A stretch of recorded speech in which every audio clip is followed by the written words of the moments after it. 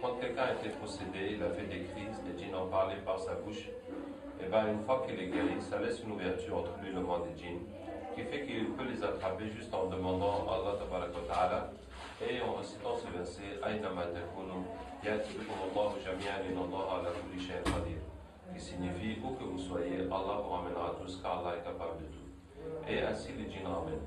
Et quand les djinns viennent pour discuter avec eux, là aussi nous avons découvert qu'il n'y a pas besoin de beaucoup parler. Il suffit de réciter des versets du Coran et ça va les toucher et ça va modifier leur corps jusqu'à ce qu'ils se convertissent. Ça change leur ténèbres en lumière. Donc nous allons faire une démonstration, Inch'Allah. Voilà, nous avons quelqu'un que nous n'allons pas montrer à la caméra, dont le fils est ami d'une fille malba, ça veut dire hindouiste.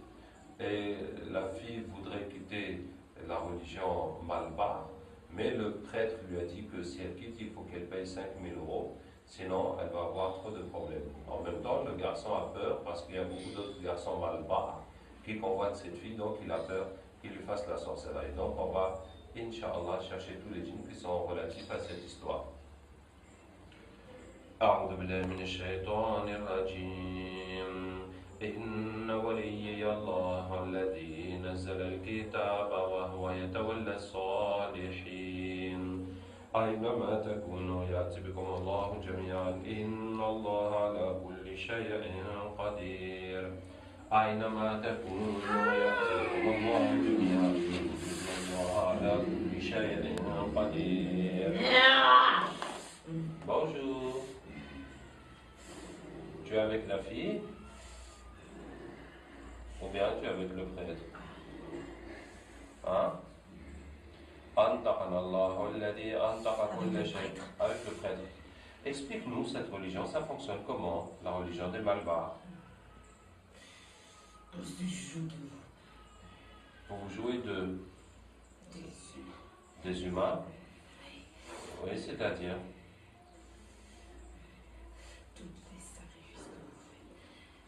Tous les sacrifices que nous faisons, oui. C'est pour nous. C'est uniquement pour les djinns. Oui. C'est pas pour le Dieu, non. Pour les esprits des ancêtres. On est obligé de passer par là. C'est-à-dire, vous faites semblant qu'il y a Dieu, qu'il y a les esprits des ancêtres, oui. Mais c'est vous qui êtes derrière tout ça. Voilà. Et les gens donc vous adorent. C'est ça? Oui. Et en échange, qu'est-ce que vous leur donnez? On leur donne rien. Rien. Ah bon, d'accord. Et vous, qu'est-ce que vous gagnez dans ça? De la nourriture. C'est juste pour vous nourrir. Et pour se moquer de vous. Ah bon, d'accord. Est-ce que tu peux m'expliquer quelle est votre relation avec Iblis? C'est notre père. C'est votre père? Oui. Donc vous êtes des shayatines? Oui. Ou bien des ifrites? Non, il n'y a qu'un seul ifrit dans les temples. Dans chaque temple, il y a un seul ifrit. Oui. Et quel est le rôle du ifrit? Il doit nous surveiller. Il doit faire en sorte que le travail de notre père soit fait comme il le veut. Alors, pour l'information, l'ifrit est un métis du djinn et du shaitan. Les shayatines sont la descendance de Iblis, comme Allah Ta'ala dit. Est-ce que vous le prenez lui et sa descendance comme maître à ma place? Donc la descendance de Iblis sont les shayatines. Et les ifrit? Qu'est-ce que ces gens-là et pourquoi ils le font? On filme pour mettre sur Internet, pour expliquer la religion des Malbars et cette situation de cette vie, etc. Tu veux briser notre travail, c'est ça?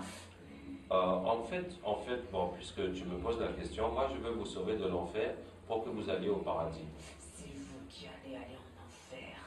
Ah bon? L'enfer, elle est écrite que pour les humains. Ah bon? Ah bon, c'est comme ça? Qui vous a dit ça?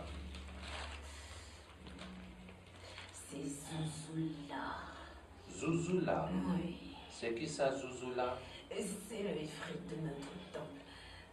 Ah ben, nous allons appeler Zouzoula. Nous serons très heureux de faire connaissance avec Zouzoula. أينما تكونوا يأتي بكم الله جميعا والله على كل شيء قدير. Bonjour, c'est Zouzoula? Par quelle magie avez-vous appelé? Nous t'avons appelé par la parole d'Allah أينما تكونوا يأتي بكم الله جميعا إن الله على كل شيء قدير. Et toi, qui es-tu? Je m'appelle Abdraouf. Tu entends parler de moi?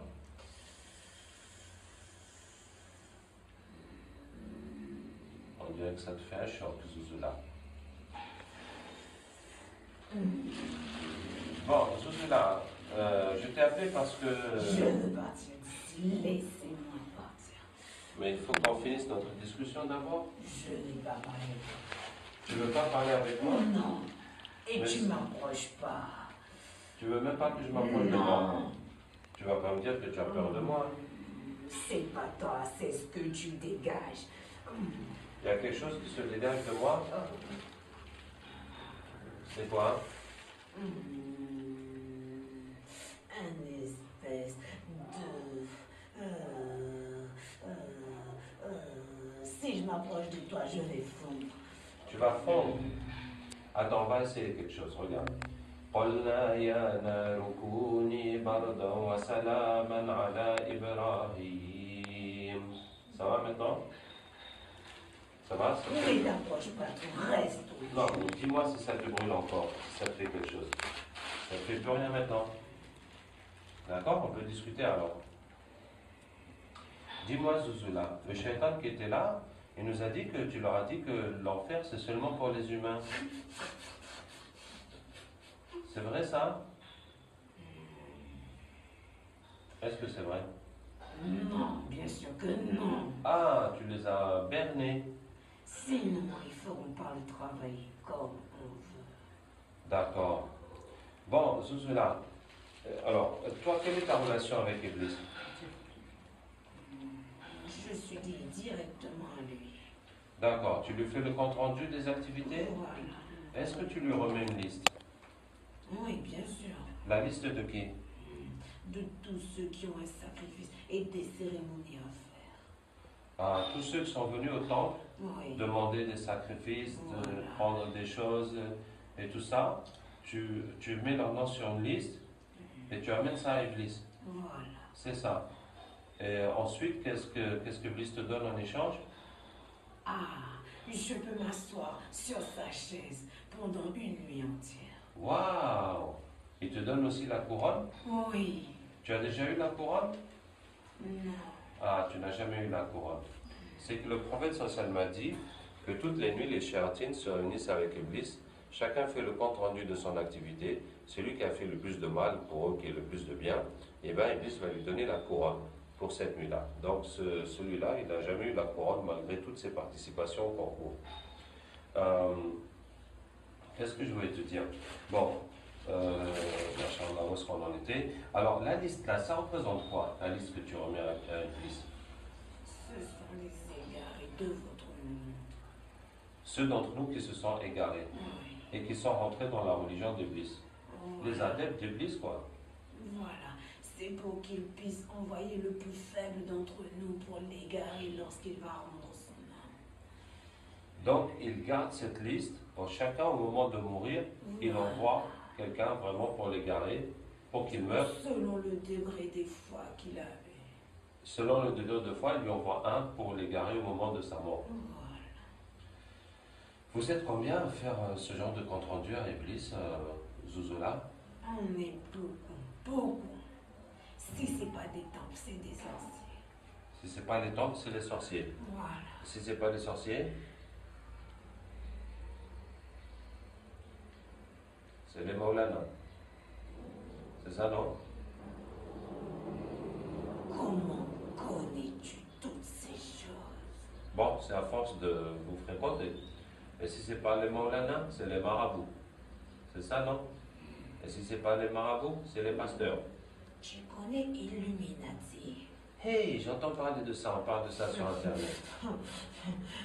C'est quoi Illuminati? C'est l'œuvre la plus grande que mon père a